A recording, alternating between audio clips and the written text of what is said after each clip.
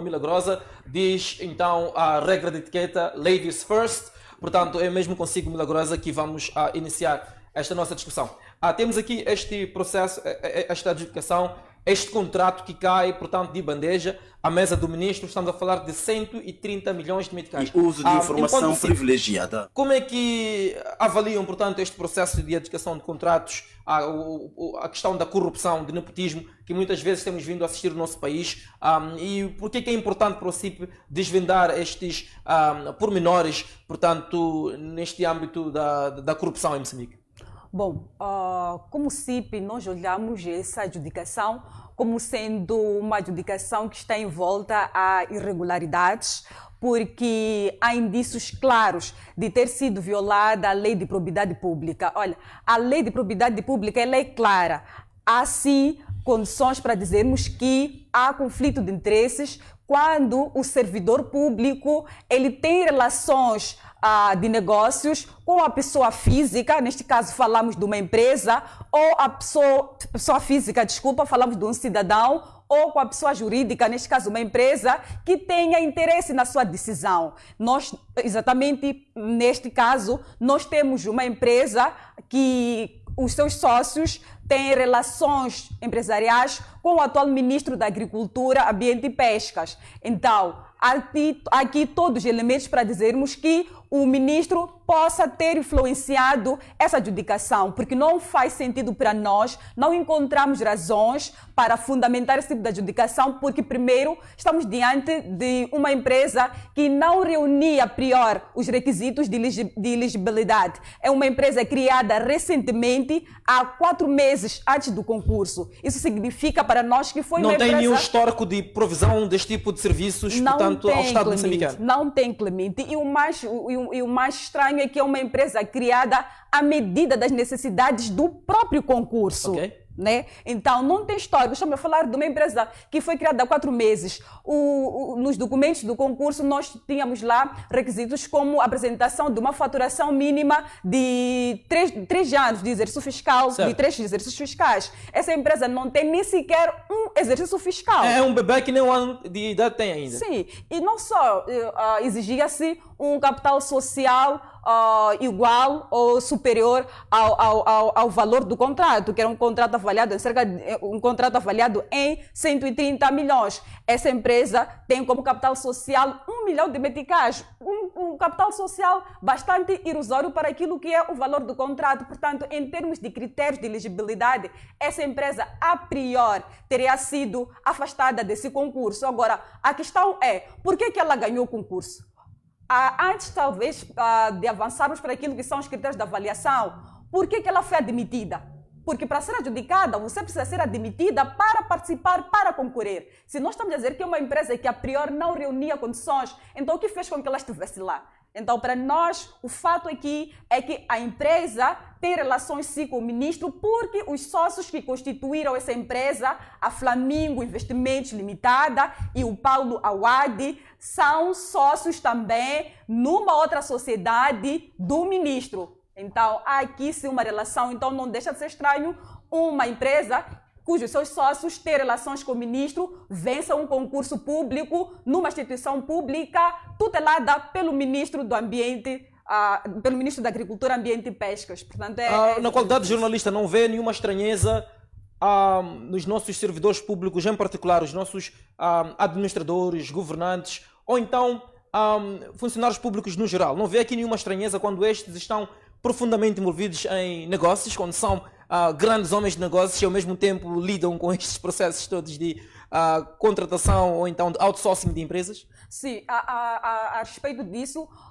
o CIP, ainda no início deste ano, publicou uma matéria que falava sobre este risco que nós poderíamos ter pelo fato de termos governantes que estão no mundo dos negócios. Por quê? Principalmente na área de contratação pública. Porque eles têm essa facilidade de manipular os processos de contratação pública, de influenciar para a mudança de regulamentos, de leis. Então, há aqui um campo fértil para que eles possam influenciar isso. E outra coisa, Clemente, que eu gostaria de avançar aqui tem que ver mesmo com a falta de transparência da lei dos beneficiários efetivos. Certo. Porque se formos a ver, esta empresa é uma sociedade anônima e as sociedades anônimas, elas são de difícil rastreio.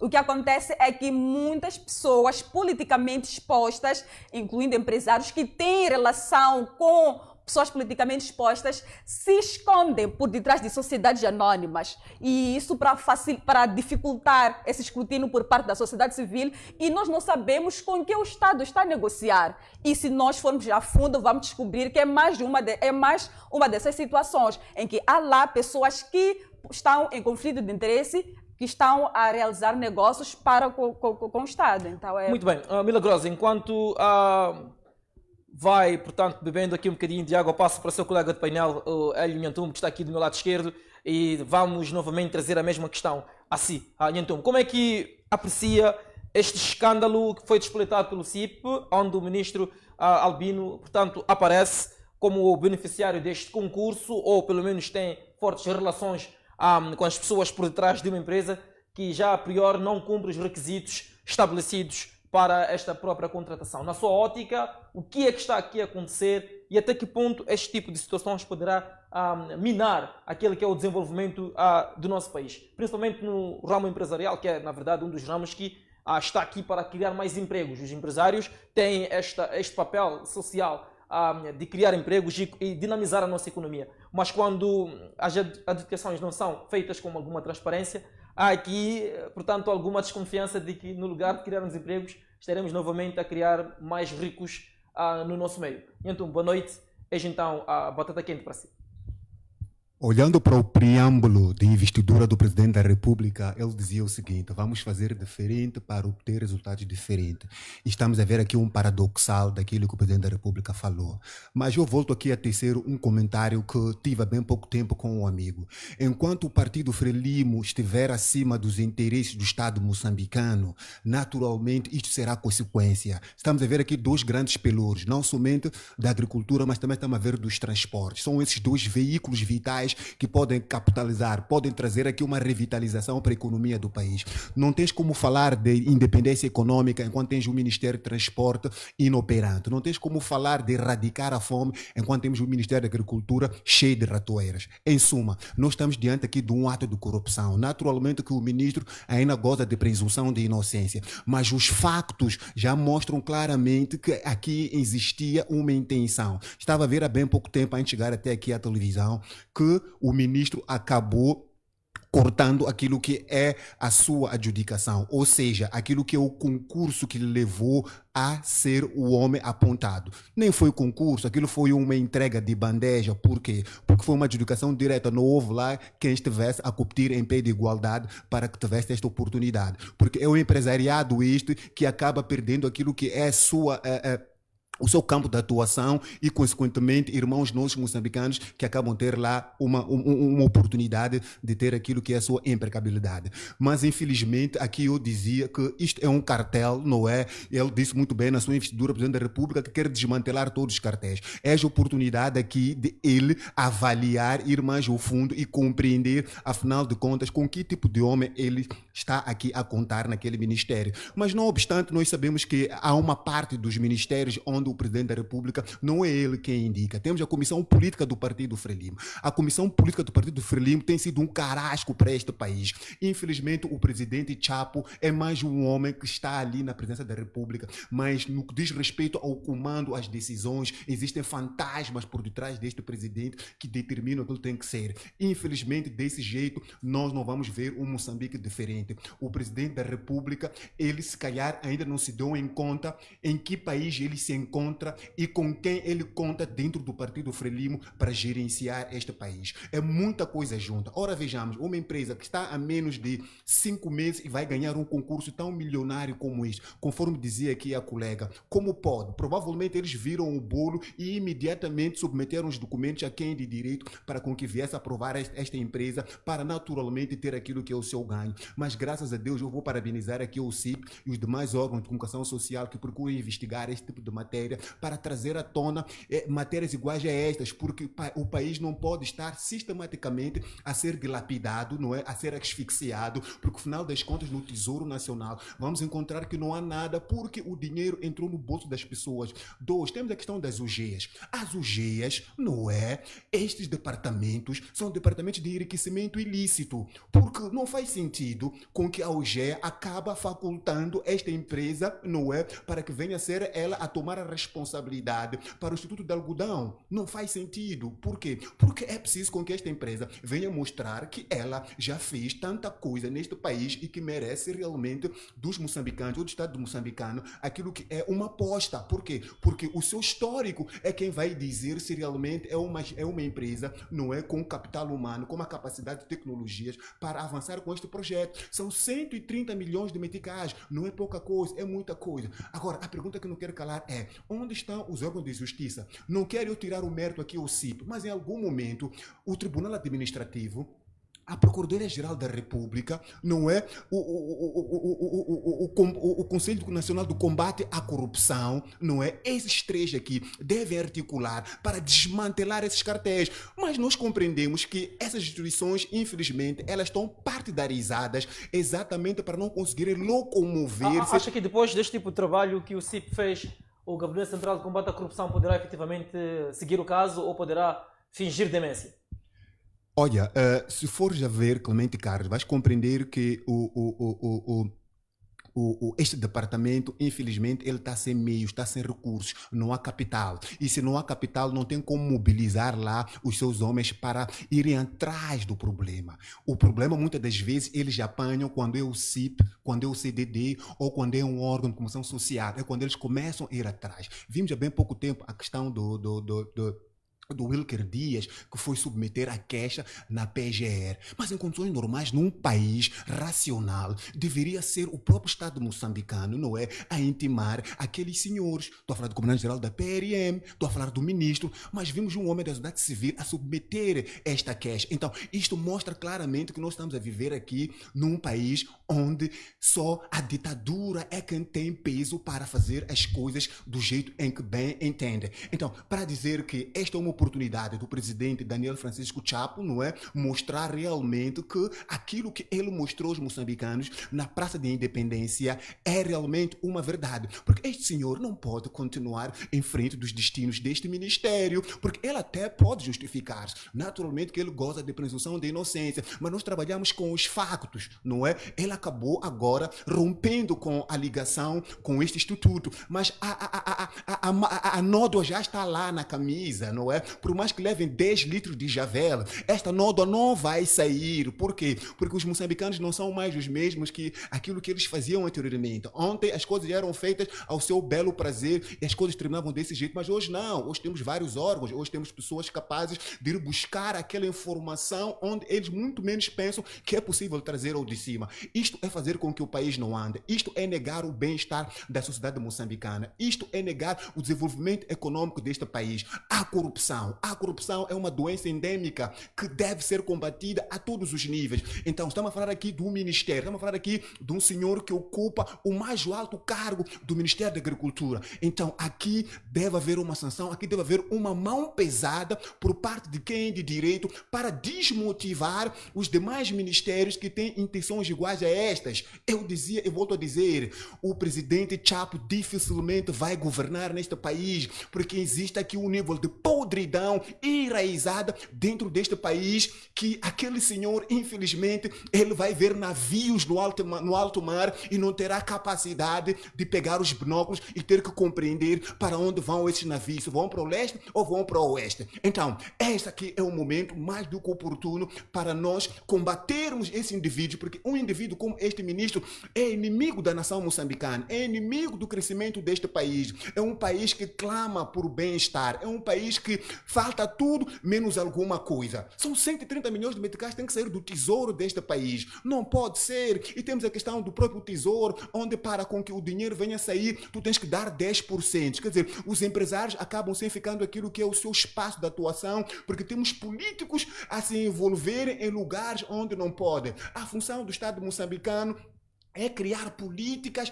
para um ambiente favorável de negócio neste país. E não é para hipotecar, não é para pegar do Estado moçambicano e fazer do seu quintal. Isto é um gozo aos moçambicanos. Os moçambicanos precisam daquele ministério para catapultar, para flexibilizar aquilo que é o processo deste país, porque a agricultura é tido como o pelouro que vem ou vai ajudar a erradicar a fome neste país. E como é que se pode falar de erradicar a fome neste país com um ministério que não está a trazer aqui as suas linhas mestras para o bem-estar da população moçambicana? É um povo que tanto sofre, é um povo que para ter a sua cesta básica tem que fazer um exercício fora de sério. Então, ele tinha a sua missão de digitalizar aquele órgão que ele muito bem tutela. Através da digitalização daquele órgão, conforme diz o presidente Chapo, que ele quer digitalizar a função pública. Então, ele teve esta responsabilidade de zelar por aquele órgão, mas infelizmente Deus, ele é tão justo, ele é tão fiel,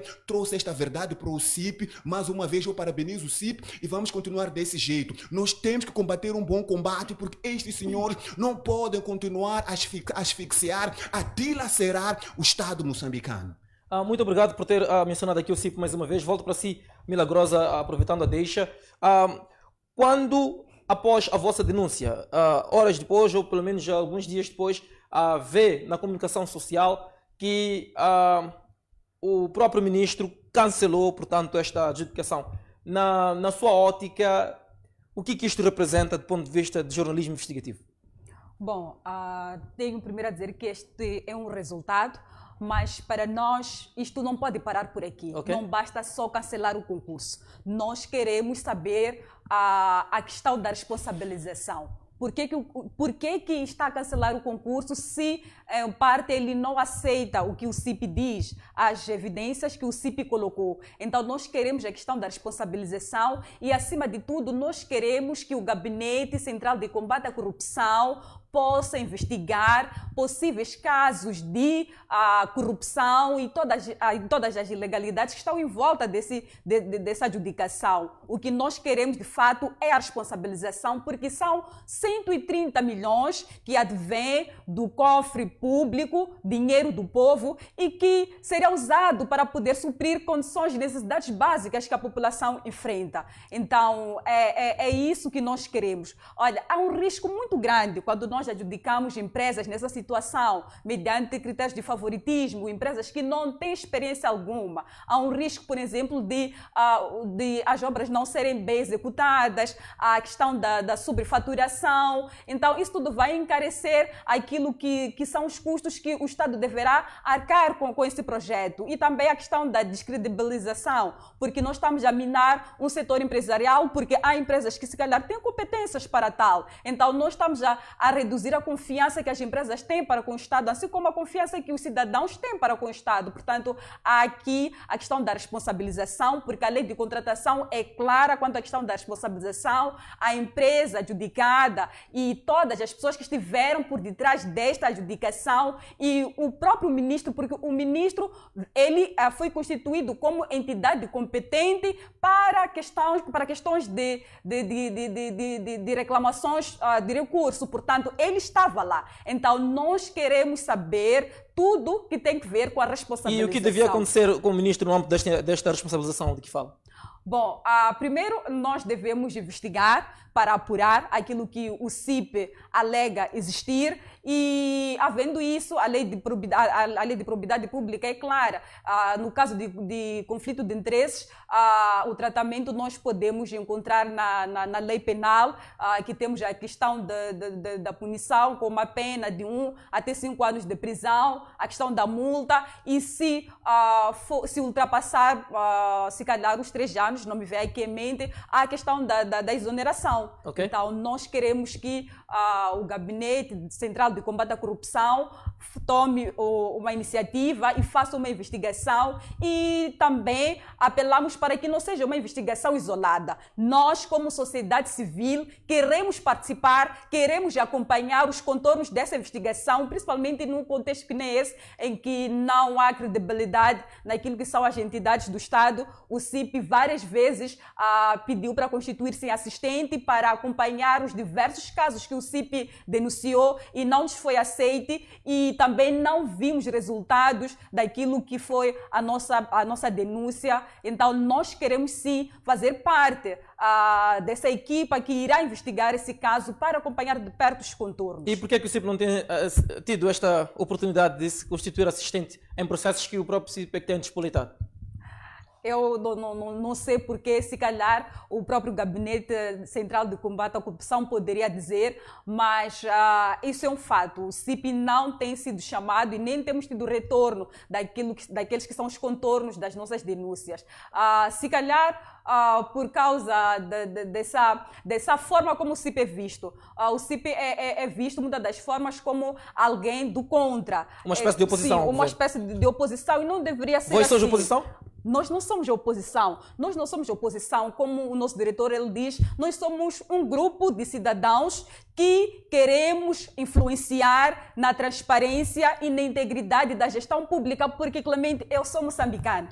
Eu sou moçambicana, eu estou rodeada de moçambicanos e eu quero bem para o meu país. Eu não imagino o quão os 130 milhões de meticais fariam a diferença para o setor da educação, para o setor da saúde, que agora está num cenário precário. Então, é um valor muito alto para ser usado de forma não transparente. Muito bem, Antumbo, obrigado, Milagrosa. Depois desta explicação que traz-nos a Milagrosa, percebemos que, afinal de contas, o ministro não aceita qualquer tipo de envolvimento, vamos dizer, de forma obscura neste processo, e mesmo assim o contrato foi cancelado. Como é que avalia? Por um lado, o Nhantumbo diz que não roubou, portanto, o objeto de que está a ser acusado, e por outro lado foge da cidade. Há um ditado, uma máxima na língua portuguesa que diz que quem não deve não teme. Não quero com isso influenciar a sua resposta, mas gostava que elaborasse um pouco em torno disso. Olha, a questão da inimputabilidade e a questão da confiabilidade, infelizmente, nós temos visto neste país indivíduos que pautam por caminhos ou veredas erradas e acabam sendo cobertos. E aqueles que procuram fazer o bem são aqueles que são sentenciados. Estou aqui a falar do CIP, não é? Procura fazer o bem, é sentenciado. E aqueles indivíduos que procuram fazer o mal de uma forma deliberada, isto é fazer o mal de uma forma deliberada. Por quê? Porque a instituição compreendeu que há um valor muito grande, não é? Que estaria à disposição de um concurso público para o bem-estar dos moçambicanos. Quem está a fazer o mal? Quem está a fazer o mal é quem deveria fazer o bem. Olha, quando nós falamos de um ministro, estamos a falar de um indivíduo não somente do ponto de vista acadêmico, licenciado ou mestrado. Estamos a falar de um indivíduo com princípios, um indivíduo com a ética, um indivíduo com moral, um indivíduo com pujança de liderança, um indivíduo que carrega o DNA do nacionalismo, um indivíduo que carrega o DNA do patriotismo, um indivíduo que carrega empatia. Olha, a questão de liderança envolve muitos fatores para com que um indivíduo esteja em frente do ministério. Não se pode colocar um indivíduo em frente do ministério por intermédio do nepotismo, por intermédio de amiguismo ou por clientelismo. E isto traz condições favoráveis para com que a corrupção ela venha a crescer. Por quê? Porque eu entendo que estou naquele pelour não por intermédio do povo moçambicano, mas sim porque há uma gangstaria que vai me proteger. E, não obstante, desse jeito, eu não estarei a servir o Estado moçambicano. Estar a servir o Estado moçambicano é estar a servir os moçambicanos, mas sim estarei a servir ao partido. Por isso, se não formos a ver, muitos governantes aparecem, governam e governam mal, mas saem de cabeça erguida. Por quê? Porque ele governou mal o Estado moçambicano, mas governou bem para o partido no poder. Quer dizer, aqueles indivíduos que lhe colocaram naquele lugar, ele acabou satisfazendo as vontades desenfreadas deste senhor. Por isso que nós temos visto, o indivíduo sai do pelour X, é nomeado para um determinado pelour, sai do pelour X e você se questiona, mas como pode este indivíduo estar a mudar de ministério para ministério? Por quê? Porque é um assunto partidário. A preocupação dele não é trazer uma mais-valia para o crescimento socioeconômico deste país.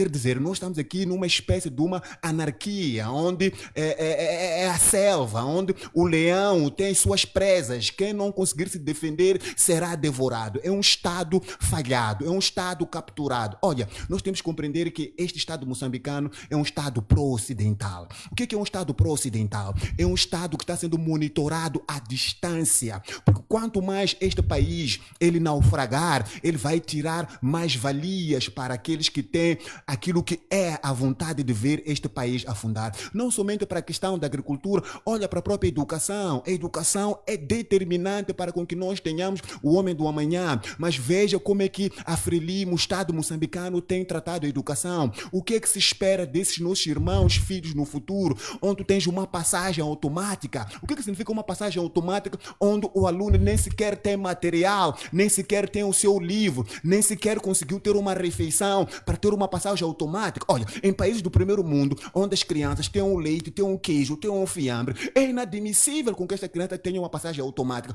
Agora imagina aqui onde nós temos aquilo que é desnutrição crônica e faz com que este menino aqui passe de classe sistematicamente. Por isso nós temos visto aqui hoje licenciados com problemas sérios de escrita, de leitura, erros ortográficos. Por quê?